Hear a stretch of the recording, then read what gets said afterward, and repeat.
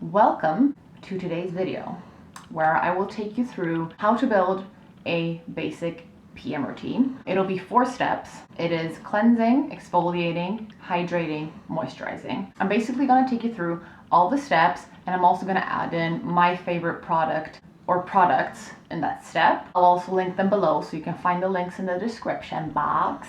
Keep in mind, this is what I think generally most people need in their PM routine. It's also sort of to guide the ones who are a bit lost on what to actually put in their PM routine. It can also be for the people who have just added way too much, which is, to be honest, a trap most of us fall into.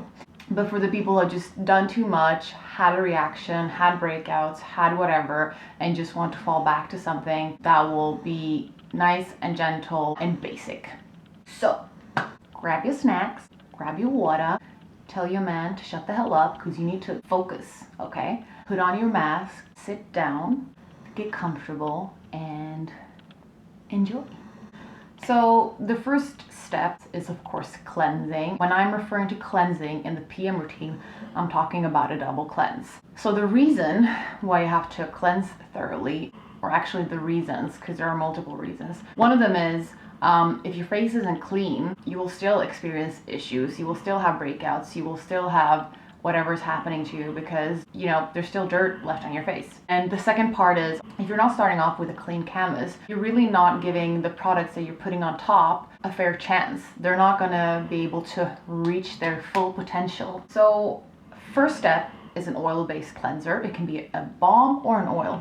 Doesn't really matter. And the reason why we're using an oil is because the oil breaks down all the makeup, the SPF, all the dirt you have on your face, and it does it in a gentle and a soft way. So be very gentle in this step, kindly massage your face, make sure it just melts everything away. An oil cleanser is gentle in a way that, for example, makeup wipes are not. With makeup wipes, you are actually tugging on your face, which is something that is not what I would recommend for your skin.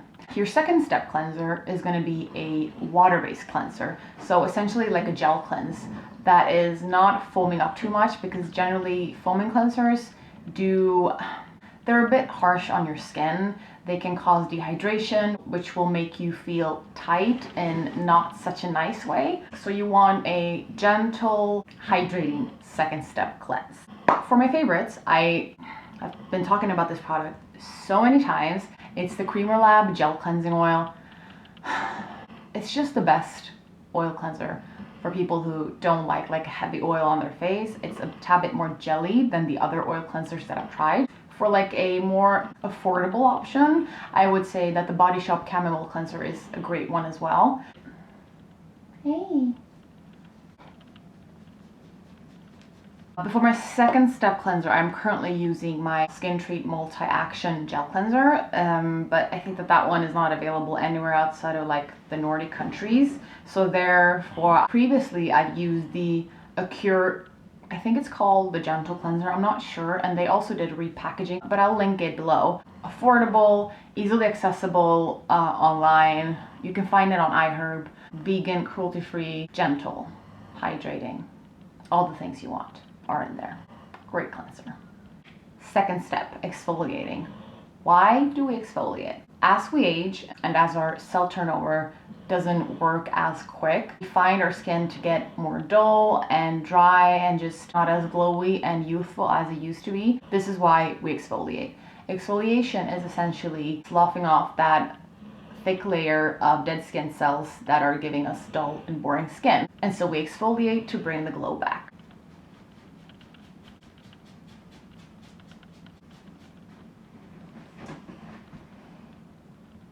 I think she's done. That's not the only reason why we exfoliate. There are so many benefits to exfoliation. The fact that we are getting rid of that layer of dead skin cells that are laying on top makes it also easier for the next upcoming products that we're putting on to actually penetrate into the skin and do their work.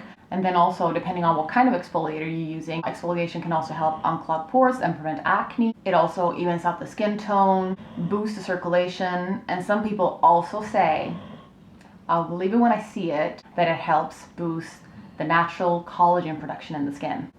I don't know about that one. What I want you to think about is that exfoliating is not an express train to glow. Do not grab the harshest, strongest exfoliator you can find. You need to think of your skincare and all your skincare products long term. They need to work long term. So I always recommend a gentle, milder exfoliator that you can use more often rather than like a 20 or 30% AHA mask that will potentially do harm to your skin. So please pick a gentle exfoliator. So when it comes to exfoliators, there are three like main types of them that most of us use. It's BHA, PHA, and AHA. I put BHA in my routine because I have whiteheads, and whiteheads are a non-inflammatory type of acne, which is kind of dirt and oil getting trapped into the pore, causing it to clog, causing a whitehead. So when you use BHA, it's the smallest molecule when it comes to all the different types of acids, and so it can penetrate into the pore, dissolve all that gunk, and free it. It frees the pore. And so BHA is the only thing that I've tried so far that really works for my whiteheads. Then you have AHAs, which are more a surface exfoliating acid. They're the ones that give you the glow. There's different types. There's glycolic, which is the strongest one, and it's kind of like the best anti-age AHA. Then you have lactic, which is a little bit nicer. It works great for dehydrated skin, so for hydration, it's perfect. And lastly, you also have mandelic acid, which is the nicest out of the bunch, and it helps a lot with evening out the skin tone. I think there are more than these three, but those are like the most common AHAs out there. Then you also have PHA, which is the biggest and nicest and gentlest molecule, and PHA is great for people with sensitive skin. So there's two PSs I want to add into this. PS number one, over exfoliating can seriously F up your barrier, your skin barrier. And once you F up your skin barrier, you have a system that's not working to protect your skin. So everything that comes onto your skin, makeup, dirt, SPF, can also go into your skin and damage your skin. So be careful, as I mentioned before, with what type of exfoliator you're choosing and the strength of it. PS number two, use your exfoliators in your PM routine because they are known to make your skin more sun sensitive. So that's why we put them in our PM routine. So when it comes to my best products, I've been using the Paula's Choice 2% BHA for, I don't know, so many years now, and it works wonders for me. But I just put it to the side for the first time, and I'm now trying out the Skintreat 2% BHA, but I also know that The Ordinary has one, which is called the 2% salicylic acid, which is also another name for BHA. And then when it comes to AHAs, I'm only going to recommend the mild ones. I love the Pixi Peel and Polish. I think it's got a little bit of lactic acid and then enzyme in it to peel the skin. But then I also love the Henriksen PHAt Glow Mask, spelled out PHAT. Yes, they did that. I love that mask. Whenever I use it, it leaves my skin feeling so plump and like hydrated and nice, and I feel like I don't have to do anything afterwards, which I always do. But it's a great, nice exfoliating mask. The only thing is that it's quite expensive. And then the last one that I can recommend is if you would like to try a mandelic acid, the ByWishtrend 5% mandelic acid is a great one that I know a lot of people with sensitive skin love. Okay, category number 3, hydration. So this could probably have a video dedicated to itself, but I'm going to try to keep it short and sweet. If you follow me on Instagram for a while, you know I love hydration products, and the reason why I love hydrating products is because I live in Sweden where it's very cold and dry, and when you live in climates like that, you need the hydrating products for your skin not to basically fall off. So as the climate or as the weather changes to more cold and dry, most of us suffer from epidermal water loss, which is all the hydration that we have in our skin evaporates out to the air. So the air is like, ooh, I'm dry. I'm just gonna take whatever you have got on there and make it mine. So all the water that you have in your skin is just going poof. This is causing you to have dehydrated skin. Dehydrated skin is not dry skin, because dehydrated skin lacks water, dry skin lacks oil. The reason why you want a hydrating product in your skincare routine is because long-term dehydrated skin also ages faster. So hydrating products, what do they consist of? Very simplified, they are water plus a humectant.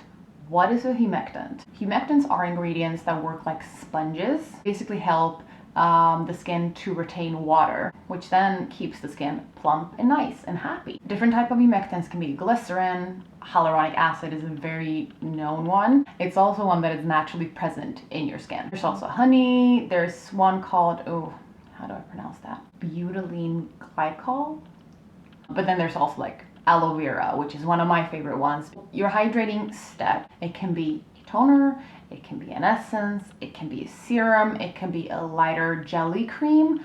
Depends on what you prefer. I like a nice hydrating toner. I also sometimes prefer a nice hydrating serum. So my favorite hydrating products, when it comes to an essence, I love the Cremorlab 10 water. If you don't like a heavy kind of like sticky product, the Cremorlab 10 water is perfect. If you do like a more stickier product, the Dr. Ceuracle Hyal B5 toner, I know that they're rebranded everything now, so I'm just going to link the one that I'm referring to below, but that's sort of like more of a thicker toner. It reminds me more of like an essence, to be honest. Then for a toner serum hybrid, if you just want to do everything in one step, I love the Aromatica Rose Serum. It's got like 70% aloe vera in it, so it's just so hydrating and nice. For a hydrating serum, I have a very bougie one from Medigate, and it's called the Hyal B5 one. It's like 900 SEK, which is so much money, but it is so good. It instantly plumps my skin up, and I just feel so young, which I am, but I feel even younger.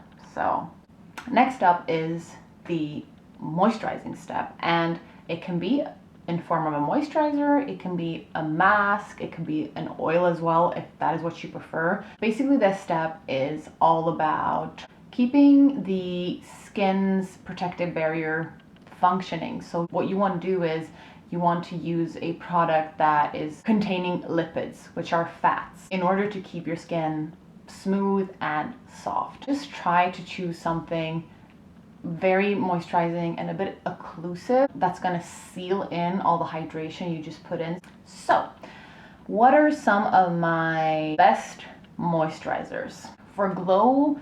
I would say, I mean, if I want to wake up with like a glow in the morning, I love the Klairs vitamin E mask. For barrier strengthening, I love the Pixi Ceramide cream. Such a nice one, such a good product. I love it. I also love the Epionce barrier cream, I suppose it's called as well. That one is great for winter, especially in the daytime actually, when I'm outside and it's super dry and super cold and I'm out with the dog for like hours. That one is the best. For sensitive skin, I love the Acasia skin recovery mask.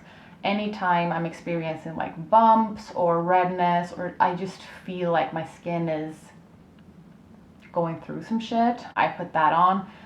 I wake up the next morning, it's always better. For a more thicker, like if you like a thick, like a very kind of oily mask, I love the Skintreat nutrient enriched mask that I'm using right now. Perfect. And I think for wintertime I will use it even more often. Yeah, that was a lot of information for a insanely short amount of time. And as I mentioned, on top of these 4 steps, you can of course add in stuff. Some people would like to put their vitamin C in their PM routine. Some people want to put a retinol in there. Some people cannot do without an eye cream. You know, so everyone has different needs. Keep that in mind. As I said, this is just advice and my opiniones. Great, I think that covered it all. I hope that this was an interesting video, as usual. Thanks for watching.